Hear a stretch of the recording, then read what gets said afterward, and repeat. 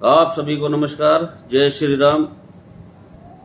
भाइयों, आज आप सभी को बताते हुए मुझे अत्यंत हर्ष की अनुभूति हो रही है कि आज परमपिता परमात्मा ने मुझे एक दायित्व और सौंपा है, और वह केवल आपके प्यार और आशीर्वाद के कारण ही संभव हो पाया है। क्योंकि आपने मेरी वीडियो को इतना लाइक किया, इतना देखा, जो मेरी एक्सेप्टेशन नहीं थी इस तरह की कि ऐसा हो भी सकता है। 5-5, 6-6 हजार आपने देख के मुझे जो प्यार दिया, तो मैं समझता हूँ ये उसी का प्रतिफल है। मेरा इसमें कोई योगदान 1% भी नहीं है।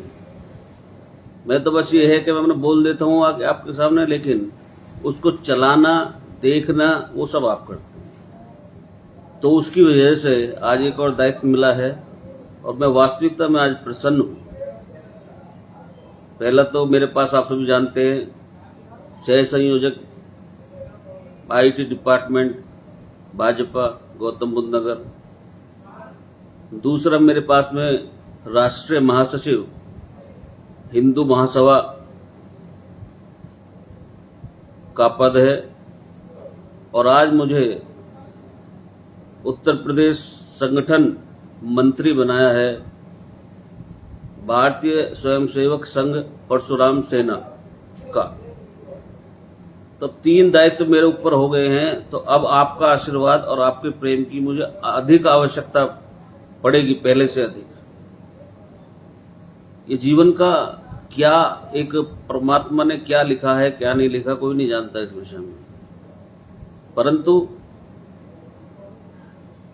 आपका थोड़ा सा मेरे लिए, आपने जितना भी मेरे लिए समय निकाला देखने के लिए, मैं आप सबका हृदय से आभार व्यक्त करता हूं।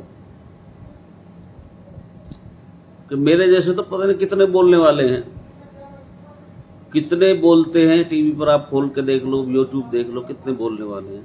परंतु मुझको अपेक्षा से अधिक प्रेम आपने दिया, आशीर्वाद मिला। उस वजह से मुझे ये 3 दायित्व मिले हैं।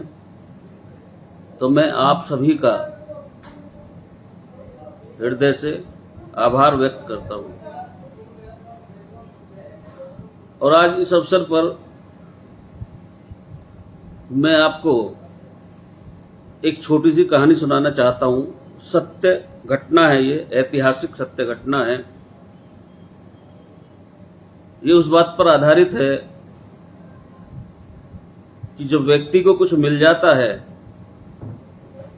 भौतिक उपलब्धि, वैसे इनका कोई महत्व नहीं है, लेकिन जो लोग इनका अधिक महत्व मानते हैं,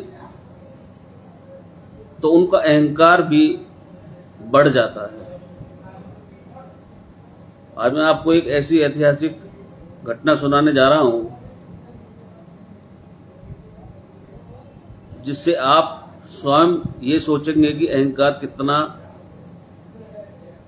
कहते हैं ना, अहंकार पूरे कुनबे के साथ आता है। अहंकार यदि आपके अंदर, हमारे अंदर आता है, तो सारी जितने भी और हमारे जो इंद्रिय वो हैं, हमें वश में करने वाले हैं, बल्कि और उनका प्रभाव बढ़ जाता है अहंकार के होने से। तो मैं आपको बताना चाहता हूं कि बाबा नल सिंह जी हुए हैं, उनके यहाँ पे सुबह सुबह कीर्तन हो रहा था। पूर्ण महापुरुष थे, परमात्मा को पूर्ण रूप से प्राप्त कर चुके थे, तत्ववेता थे, ब्रह्म ज्ञानी थे, पूर्ण महापुरुष। तो सुबह जब कीर्तन हो रहा था, तो कीर्तन के बाद में सब चले गए, लेकिन एक व्यक्ति नहीं गया वहां से। जब उसका भोग लगाने के बाद में, जब प्रसाद वितरण हुआ, उसके बाद में सब चले गए, लेकिन एक व्यक्ति नहीं गया। वो व्यक्ति उनसे बोलने लगा कि उन्होंने बोला किसी को कि जरा पूछो इनको क्या चाहिए, क्यों बैठे हुए हैं यहाँ पर। तो वो आंखों से, व्यक्ति अंधा था,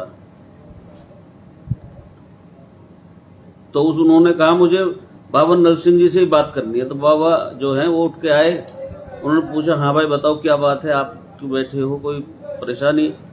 तो उन्होंने कहा कि मुझे आप अपने पास में रख लो, आपने अपने पास रख लो, मैं 2 रोटी मुझे दे देना, मैं उसी पर रह लूंगा। तो नल सिंह जी ने बोला कि यदि हमारी तू बात मानेगा तो तू 2 रोटी की बात कर रहा है तो रोटी बांटने वाला बन जाएगा। अब उन्होंने कहा ऐसा तो नहीं हो सकता, ये तो बहुत मुश्किल है, ऐसा कैसे हो जाएगा। पूर्ण महापुरुष के मुंह से निकला हुआ वचन तो असिद्ध नहीं हो सकता, प्रकृति को उसे पूरा करना ही पड़ता है। परंतु उन्होंने ये भी बोला कि जो हम बताएंगे, तो उन्होंने बोला कि तू 12:30 बजे रोज रात को स्नान करके, और उन्होंने जो भी पूजा पाठ अपने जो भी बताए उन्होंने, जिस तरह भी, कि सुबह 4 बजे तक प्रतिदिन कर नियम से 40 दिन करके देख, यदि कुछ फायदा होता है तुझे तो फिर बताना, नहीं होगा तो फिर बताना। उसने करना शुरू किया। आप यकीन नहीं करेंगे, 6वें दिन उसकी आंखों की थोड़ी थोड़ी रोशनी आनी शुरू हो गई। करते करते 40 दिनों में उसकी ये स्थिति हो गई कि उसको दिखना तो मतलब दिखाई तो बिल्कुल स्पष्ट देने लगा, और वो और लोगों को सीख देने लगा, मतलब शिक्षा परमात्मा के विषय में बताने लगा। और ये जो उनको बताए थे बाबा नल सिंह जी ने जो बताया था, इस तरह के प्रवचन करने लगा। और ये जो क्रिया बताई थी वो सबको बताने लगा, भाई ये परेशानी है, तुम ये क्रिया करो। तो उसके अंदर एक बहुत, जब वो लोगों को बताता था तो जो लोग वापस आकर कहते थे कि मेरा ये ठीक हो गया, मेरा इससे ये फायदा हो गया, तो उसे ऐसा लगने लगा कि ये तो मैं कर रहा हूं। उसके लोग आके पैर छूते थे। बाबा नल सिंह जी को सब पता, क्योंकि वो तो ब्रह्म ज्ञानी थे, महापुरुष थे, वो सब देख रहे थे, मतलब अपनी अंदरूनी आंखों से सब पता था उन्हें। और एक व्यक्ति ने बताया भी था उनको, तो वो मुस्कुरा पड़े, उन्होंने कुछ नहीं कहा। आखिर उसकी ये हालत हो गई, पैर छुआने की उसे आदत पड़ गई, मतलब कहते हैं ना गंदी आदत बोलते हैं इसको, पैर छुआने की आदत होती है गंदी आदत। ये गंदी आदत उसको पड़ गई।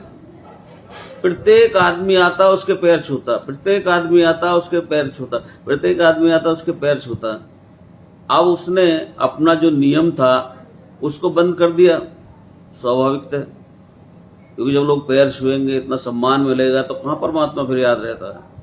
परमात्मा एक आम इंसान को, हम जैसे को तो जब तक याद रहता है जब तक हम परेशान है, उसके बाद क्या परमात्मा।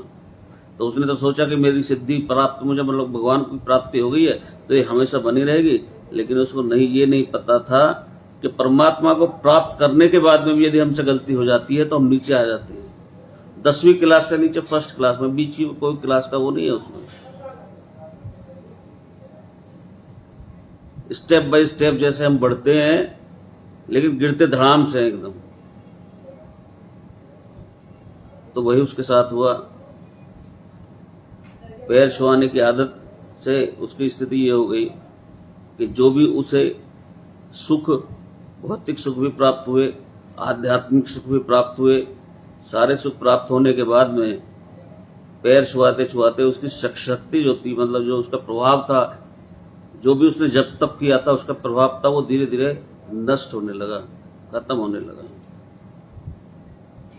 अब कुछ दिनों के बाद में वो वही स्थिति में आ गया, जैसा था वहीं पे आ गया। अब वो बोले, किसी को कुछ बताए, उससे कुछ हो नहीं, किसी से कुछ बोले वो होना नहीं। अब बड़ा परेशान, फिर आंखों की रोशनी चली गई। तो फिर गया वहां नल सिंह जी के पास, तो उन्होंने कहा, बातचीत हुई जब, कि मैंने तुमको ये बोला था कि तुम्हारी ठीक हो जाएगी और तुम बांटने वाले बन जाओगे। आज तुम 2 रोटी खा रहे हो, तुम रोटी बांटने वाले बन जाओगे, पर तुमने रोटी बांटने की जगह तुमने ज्ञान बांटना शुरू कर दिया।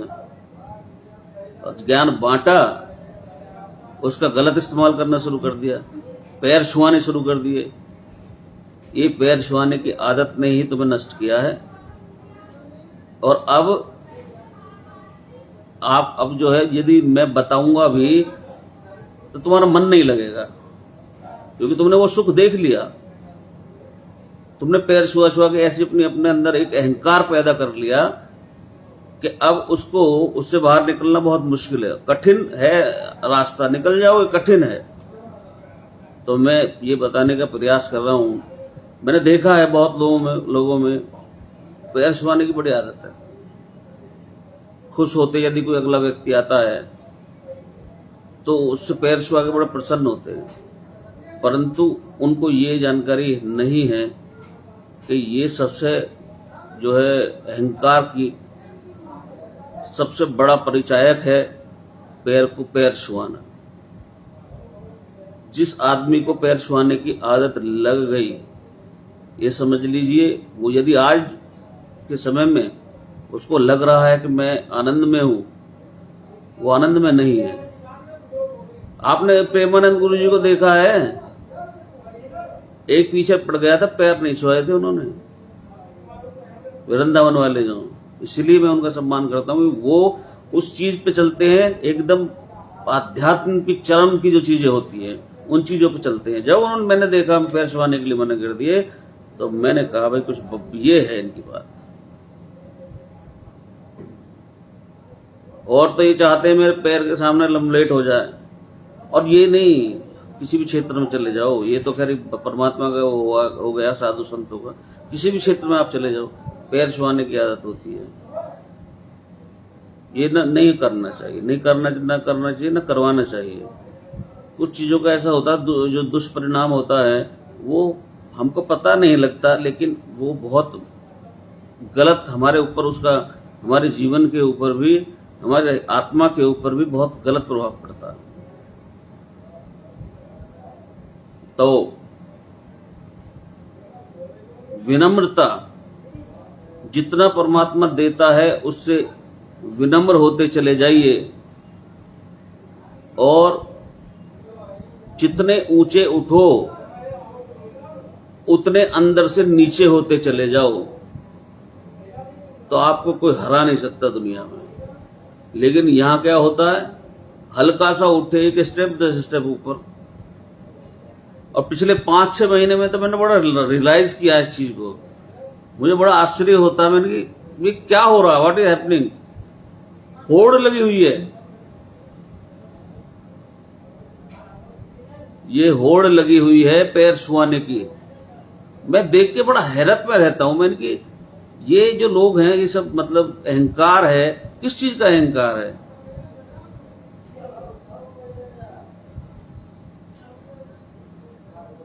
गुरु नानक देव जी और मर्दाना जा रहे थे, तो गुरु नानक देव जी ने पूछा मर्दाने से कि मर्दानिया, आदमी का भविष्य में क्या होगा, या वो उसे लास्ट समय में जब उसे जाना है तो उसको कितना समय मिलता है? तो उसने कहा कि जी 1 रात सोच के। उन्होंने कहा नहीं। तो उन्होंने कहा आधी रात। तो गुरु नानक देव जी ने कहा नहीं। तो वो कहने लगा जी मैं नहीं बता सकता, फिर आप ही बताओ, मेरे तो समझ में नहीं आ रहा, इससे और क्या होगा। तो उन्होंने कहा कि जो सांस अंदर गई है वो बाहर आएगी या नहीं आएगी उसका भी व्यक्ति को नहीं पता होता। और इस पर पूरा का पूरा उन्होंने कीर्तन किया है। वहां बोला उन्होंने कि हम आदमी है एकदमी, यानी हमारी औकात इतनी है कि एक दम अंदर गया तो दूसरे की पता नहीं है कि बाहर आएगा या नहीं आएगा, उसी की एक की भी। और लोग इतना अहंकार में डूबे रहते हैं, चूर रहते हैं। मैं तो बड़ा आश्चर्य भी करता हूं, लेकिन मैंने देखा दुनिया बहुत बहुत बहुत पीछे है, बहुत पीछे है। अभी उन चीजों को तो बिल्कुल वैल्यू, मतलब उन चीजों को तो छोड़ दिया कि हम क्या हैं। हमें अंदरूनी अपनी आध्यात्मिक ऊर्जा को बढ़ाना चाहिए, आध्यात्मिक स्तर को बढ़ाना चाहिए। विनम्रता देखनी है तो अटल जी से सीखिए। अटल जी ने कितना विनम्रता थी उनके अंदर, उससे उनसे बड़ा पॉलिटिक्स में यदि मैं देखूं तो उनसे बड़ा उदार व्यक्ति मैंने अपने जीवन में उससे पहले बहुत हुए होंगे, लेकिन मैंने अपने जीवन में नहीं देखा।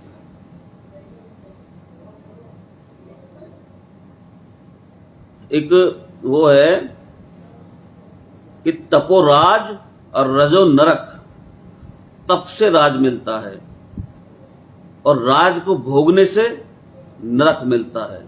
और यदि राज के साथ साथ में तप करता रहेगा तो भोग भी भोगता रहेगा और परमात्मा के करीब भी पहुंचता रहेगा। परंतु पूरे इतिहास में एक ही ऐसे राजा हुए हैं, राजा जनक, जो तप भी करते थे और राज भी भोगते थे। अब बहुत कहानियां, फिर ऐसा है कि मैं बोलूंगा तो बोलता चला जाऊंगा, मुझ पर रुका जाता है एक के बाद एक के बाद एक के बाद। लेकिन मैं बस ये कहना चाहता हूं कि आज समाज बहुत बहुत बुरी स्थिति में है आज, इसमें कोई संदेह नहीं है। आज व्यक्ति अपने आप को, मतलब यदि उसको जरा सा भी कुछ मिल जाए, जब वो कुछ मतलब बन जाए, तो उसको इतना अहंकार हो जाता है। पर मैं सोचता हूं किस बात का अहंकार है यार, मुझे तो समझ में नहीं आया आज तक। मैं जब तक इन सब चीजों को नहीं देखा था, मुझे नहीं पता था। और जब मैं इन चीजों में घुसा, आप यकीन मानिए मैं हतप्रभ रह गया देख के। खैर छोड़िए, किसी और दिन बताऊंगा। अभी तो मैं ऑब्जर्वेशन कर रहा हूं कि क्या क्या हो रहा है, कहां पे क्या क्या चल रहा है। मैंने कभी इस विषय में ना कुछ सोचा कि भाई इस तरह का मामला है, लेकिन आप लोगों के प्यार ने और आशीर्वाद ने इतना मुझे मूल्यवान, मतलब कहते हैं ना, दायित्व इतना मेरे कंधों पे दे दिया कि पता नहीं उन्हें झेल पाऊंगा या नहीं झेल पाऊंगा। उसके लिए आपका प्यार और आशीर्वाद की मुझे बहुत आवश्यकता है, वो देते रहिएगा भाई साहब, जब भी मैं कुछ कर पाऊंगा।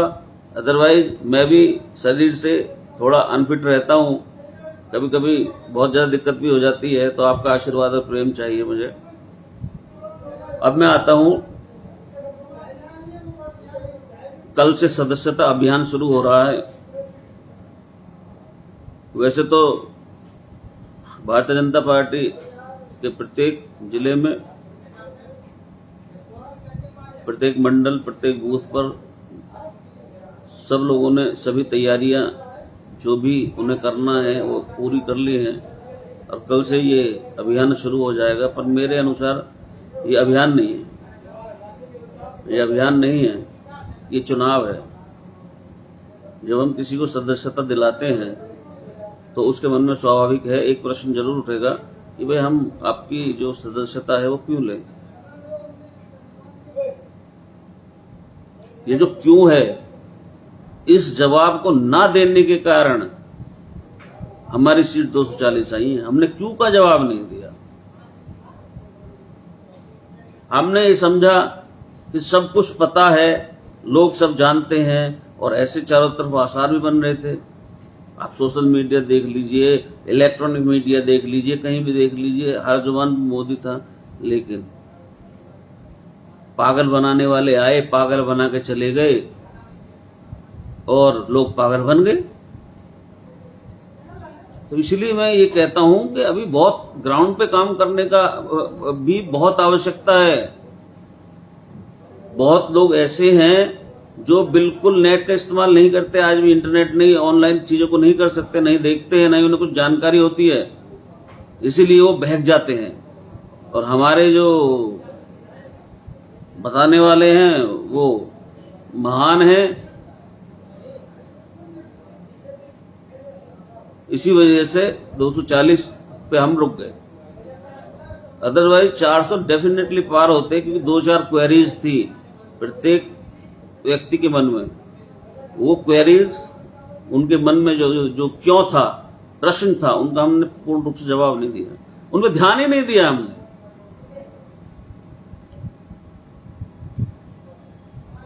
इसलिए इस अभियान को भी एक चुनाव का पर्व समझकर ही, महापर्व समझकर ही सदस्यता दिलानी चाहिए। This is my personal opinion. मैंने सुना है कि जैसे कोई एक कार्यकर्ता 100 को वो कर देगा तो उसको सक्रिय कार्यकर्ता माना जाएगा, तो हमको 100 नहीं करना। 100 तो हमें ये सोचना है कि 100 तो हमें उन्होंने बोला है, ऊपर से आदेश है जो है नेतृत्व का, वो तो पूरा हमें करना ही करना है, हमें उससे अलग एक्स्ट्रा भी बढ़ाना है। और वो जब बढ़ेगा जब हम अपनी पार्टी की उपलब्धियां गिना पाएंगे, बताएंगे कि मोदी जी के नेतृत्व में हमने 10 वर्ष में क्या क्या हासिल किया, क्या क्या अचीवमेंट हमारे रहे, क्या क्या हमारा विजन क्या है 2047 2047 का विजन क्या है। और जब हम विकासशील से विकसित में प्रवेश करेंगे तो फिर देश में क्या परिवर्तन होगा, ये सारी चीजें बताना बहुत आवश्यक है। अब जो है, जब उन्होंने, आज एक पीढ़ी चेंज हो चुकी है, अब जो नया वोटर है वो नहीं जानता। हम भी उस उम्र में थे, हम नहीं जानते थे, 18 20 साल 22 साल, जो घर के बोल दिया वैसे करना, ठीक है वो करेगा, बात खत्म। तो उन लोगों को भी संगठित करके और सबको समझाने का प्रयास हमें करना पड़ेगा। हर प्रत्येक जितनी भी योजनाएं चलाई हैं उनसे क्या क्या लाभ हुए हैं। सर्वप्रथम लाल किले से जो प्रधानमंत्री जी ने जन धन योजना, और ये जो था क्या नाम है, बेटी बचाओ बेटी पढ़ाओ वाला था, और एक दो और थे, मैं ध्यान नहीं आ रहा है, वो था सफाई वाला, कौन सा है वो, स्वच्छ भारत अभियान। ये 3 ऐसे थे कि इन तीनों का इतना प्रभाव हुआ देश में कि वो देखने योग्य था, परंतु उनका उद्देश्य रहा क्या, उनसे फायदा हमें क्या हुआ, उनसे देश को क्या फायदा हुआ, ये सारी चीजें बताने के लिए भी कुछ न कुछ लोगों को, हमको ऐसा चुनना होगा जो इन सब चीजों का व्याख्यान कर सके, बता सके।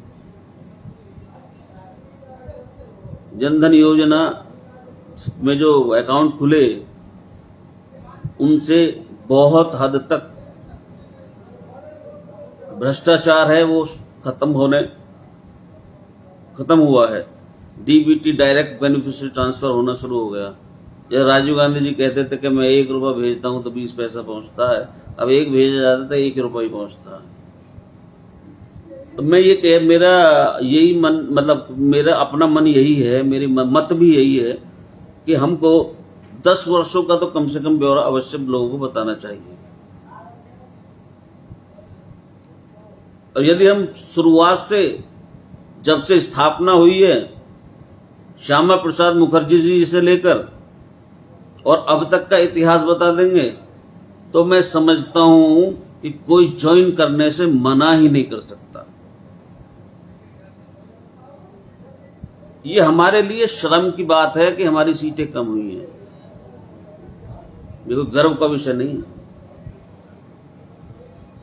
कमी किसकी है, ये देखने वाली बात है, सोचने वाली बात है।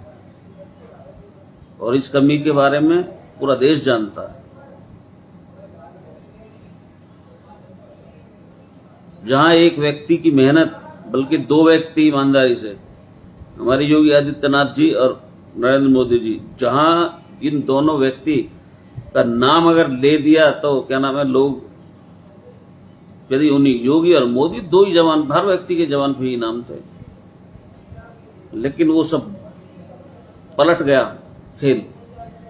और पलटा क्यों, इसका भी कारण है, वो बताऊंगा। अभी धीरे धीरे 2-4 बातें हैं, वो पलटा क्यों और कैसे पलटा, और नहीं पलटना चाहिए था। और अगर थोड़ा सा भी उसमें ध्यान दिया गया होता तो मैं डेफिनेटली कह सकता हूं कि 400 तो हम बिल्कुल पार होते। आज हम शर्मिंदा हैं कि हम अपने मुख्यमंत्री जी के, जब शुरुआत में उन्होंने, मतलब वहां पे गए थे जहां पे मोदी जी ने भाषण दिया था, तो उनका चेहरा देखकर आज मुझे याद आता है, मुझे बड़ा दुख होता है। तो मतलब वो शेर का चेहरा एक अजीब ही प्रकार का तेज हुआ करता था, और उस दिन बड़ा नीरसता में बैठे थे, और हमारे बड़े शेर, बब्बर शेर भी काफी डाउन हो गया। तो इसका जिम्मेवार कौन है? उनके द्वारा कोई गलती नहीं हुई है, उन्होंने अपना 100% दिया। और मैं बस ये आखिरी निवेदन कर रहा हूं कि एक तो आपका आशीर्वाद और प्यार मेरे ऐसे ही बना रहे भाइयों। तो मैं चाहता तो बहुत कुछ करना हूं, परंतु जो परमात्मा चाहता होगा तो वही, पर प्रयास मैं करूंगा। यदि आपका आशीर्वाद मेरे ऊपर बना रहा तो मैं निरंतर कुछ ना कुछ जरूर करता रहूंगा। और दूसरा, मेरे ये अपनी व्यक्तिगत पॉइंट ऑफ व्यू है कि जब सदस्यता कराएं तो भारत के इतिहास, राजनीतिक इतिहास 47 के बाद का से लेकर अब तक का यदि कोई बताएगा तो वो तो बहुत सोने पे सुहागा है। नहीं तो कम से कम 10 वर्षों का, हमें विगत 10 वर्षों का इतिहास जरूर बताना चाहिए। उससे हमसे लोग बहुत जुड़ेंगे, और वो लोग जुड़ेंगे, वो बच्चे जुड़ेंगे, वो युवक जुड़ेंगे जो अभी नए नए उनको वोटिंग हुई है, नई नई वोट बनी है, यानी न्यू वोटर जो है, क्योंकि उसको अपने फ्यूचर को लेकर बहुत सारी क्वेरीज होती हैं। उन सारी क्वेरीज को हम यदि सॉल्व कर पाएंगे, बता पाएंगे, तो कि भाई आपके लिए फ्यूचर में क्या क्या है, क्या क्या चीजें हैं, क्या क्या आप हो सकती है, तो इस तरह के जो बच्चे हैं उनको हमें अपनी तरफ यदि हमने जोड़ लिया तो समाज बहुत हमसे जुड़ जाएगा। क्योंकि बच्चों से ही, आज का जो बच्चा है वो पढ़ा लिखा है, और पढ़ा लिखा जो व्यक्ति होता है, कहते हैं ना, खेती करने वाला भी एक अनपढ़ है और एक पढ़ा लिखा है, तो दोनों को खेती करने में भी, ये पुराना डायलॉग है, अंतर होता है। आज जो है ये जो साक्षरता है वो मैं समझता हूँ 75% के आसपास है, और हम बहक जा रहे हैं, सीट हमारी कम हो रही है। ये विचारणीय चीजें हैं, जबकि आगे बढ़ना चाहिए था, लेकिन हम किसी को सेटिस्फाई नहीं कर पाए। हम उन कामों को नहीं कर पाए कैंपेन में जो हमें अपने स्तर पर करना चाहिए था। तो आप सबको बहुत बहुत धन्यवाद। जय जय श्री राम, जय जय श्री राम, जय जय श्री राम।